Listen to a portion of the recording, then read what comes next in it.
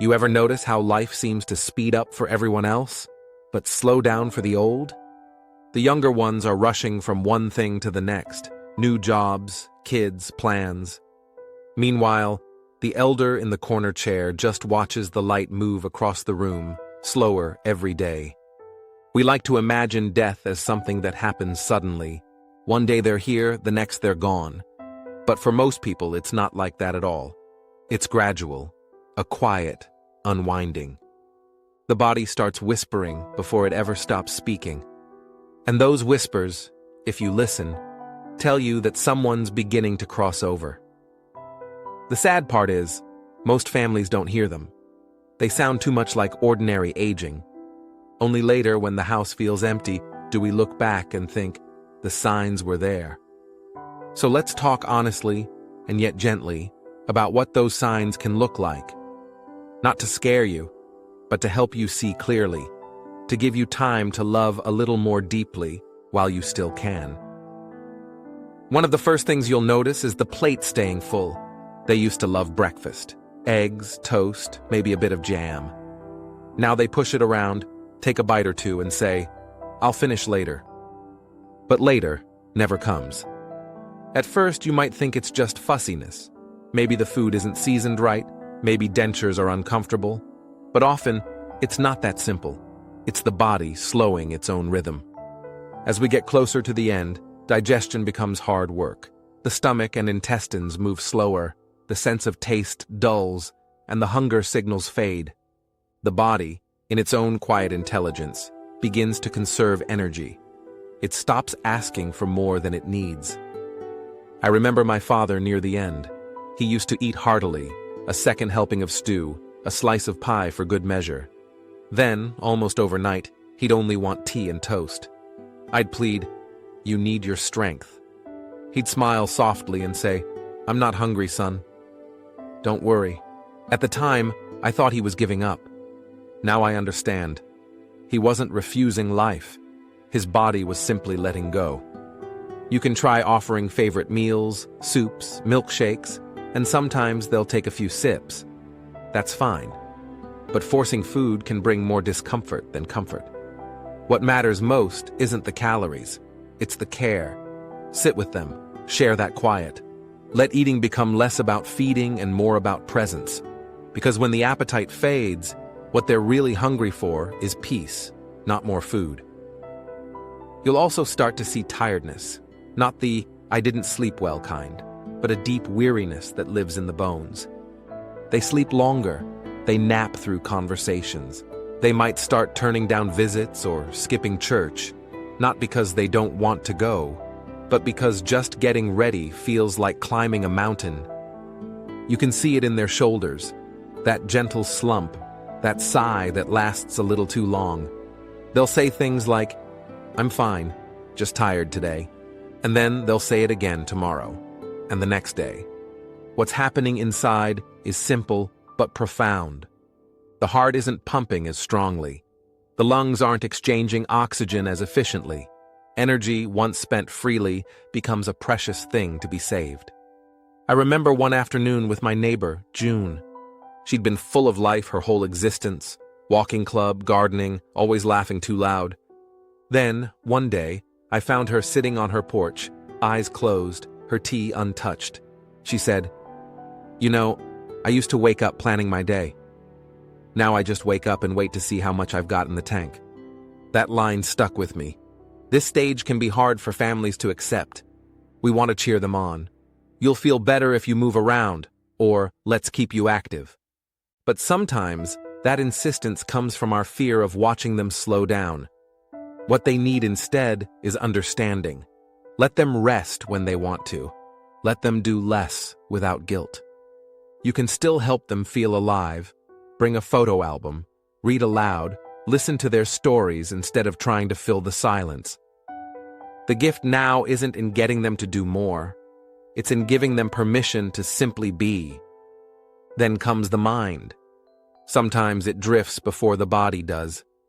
They start to lose track of days, forget who called, ask the same question twice, then 3 times. At first you might laugh it off. "Oh, you're getting forgetful." But one day you realize they aren't joking or teasing. They're truly lost for a moment. It's not that they've stopped caring. It's that the brain, like every other part of them, is conserving what energy it has left. Less oxygen, less clarity, more quiet. It can look like confusion, but often it's a kind of inward turning, like they're already beginning to step out of the noise of this world. You might notice them talking to people who aren't there, old friends, parents long gone, or they'll stare out the window for hours, lost in a memory only they can see. It's easy to panic or correct them. Mom, that person's not here.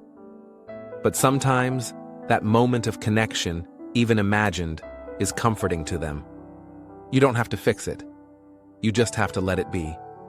My grandmother used to see her sister, who had passed decades before. She'd smile and whisper, "She came to check on me." I didn't know what to say back then. Now I think I should have said, "That's lovely." This stage asks for patience. It's not about dragging them back into our world. It's about stepping gently into theirs. Hold their hand. Speak softly. Let them know you're still there, even if they can't always name you.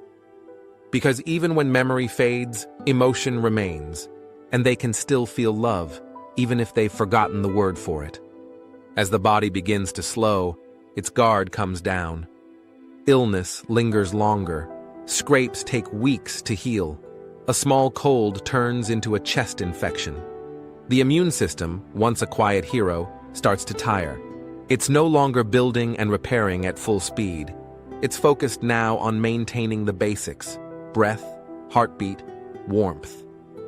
You might see more doctor visits, more antibiotics, more worry. And yet, despite all that, recovery takes longer each time. For families, this can feel like a never-ending cycle of panic and relief. She's better today.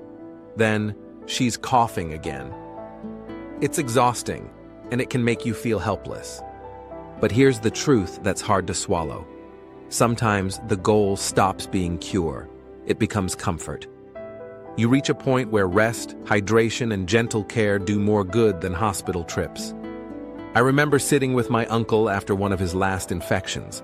He looked up and said, "I don't want any more needles. I just want quiet." So we sat together in silence, listening to the rain. And for the first time in weeks, he looked peaceful. The body knows what it's doing. It doesn't always need rescuing. It just needs someone to stay nearby, steady, kind, unafraid. There's one change that's harder to describe. It's not physical, not really mental either. It's something deeper, a shift in presence. You'll feel it before you see it. They stop talking about next week. They stop worrying about birthdays or bills. Their focus turns inward, like a tide pulling back. They may start saying strange but tender things. "I think I'll see your father soon," or "I had the most beautiful dream." Some will smile at nothing in particular, as if they're hearing a song we can't. This is the body's final mercy, easing the fear by softening the edges between here and whatever comes next. It can be hard to witness. You'll want to hold on tighter, to remind them of the world around them. But the kindest thing you can do is let them drift gently. Keep them company in the silence. Tell them it's okay. Once, a nurse told me that hearing is the last sense to go. So talk to them. Whisper the things you've been afraid to say. "I love you. Thank you. You can rest now." Those words matter, even if you think they can't hear. They do. Somewhere deep inside, they always do.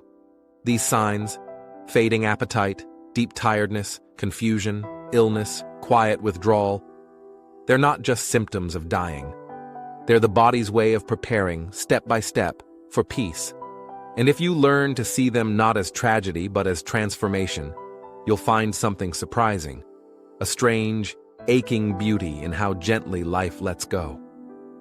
When that time comes, focus less on fixing and more on feeling. Less on fear, more on presence. Sit close, ask about their favorite memory. Let them tell you one last story, even if it takes a while to get it out. That story will live longer than any of us. Because in the end, What matters isn't how death arrives. It's how much love we pour into the days before it does. And if this spoke to you, don't let it just be another video. Take a moment tonight. Call the person you've been meaning to call. Visit the one who's waiting for you but would never say it out loud. Tell them something simple and true. You matter to me. That's how we honor the ones we've lost, by loving the ones who are still here.